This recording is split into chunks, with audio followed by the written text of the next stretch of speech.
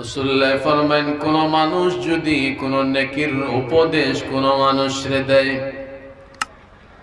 উপদেশ দেওয়ার কারণে এই মানুষটা যদি নেকির পথের মধ্যে চলতে থাকে, নেকির পথে চলিয়া বান্দাটা যত জীবন চলব সারা জীবন সব পাইব না নি।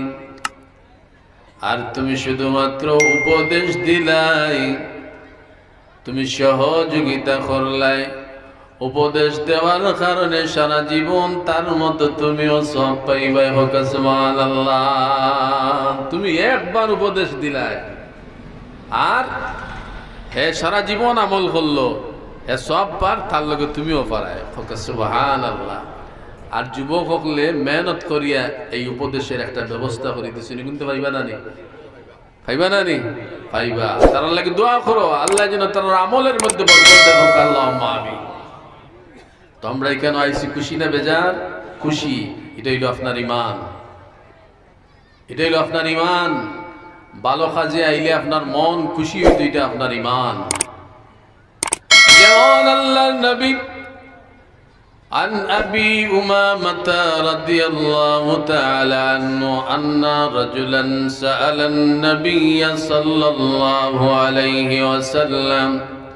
হযরত আবু উমামা রাদিয়াল্লাহু তাআলা আনহু থেকে বর্ণিত, আবু উমামা ফরমায়েন, একজন মানুষ আল্লাহর নবী সাল্লাল্লাহু আলাইহি ওয়াসাল্লামের কাছে আইলেন, আয়া জিজ্ঞাসা করেন, মাল ঈমান ইয়া রাসূলুল্লাহ সাল্লাল্লাহু আলাইহি ওয়াসাল্লাম, ঈমান কি? ঈমানের অর্থ কি? ইমান, ইমান, ইমান অর্থ কি? ইমানের মানা কি, অর্থ কি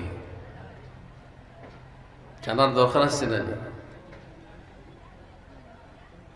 আল্লাহর নবী ফরমায়েন, ক্বালা ইযা সাররাতকা হাসানাতুকা ওয়া সাআতকা সাইয়্যাতুকা ফাআনতা মুমিন।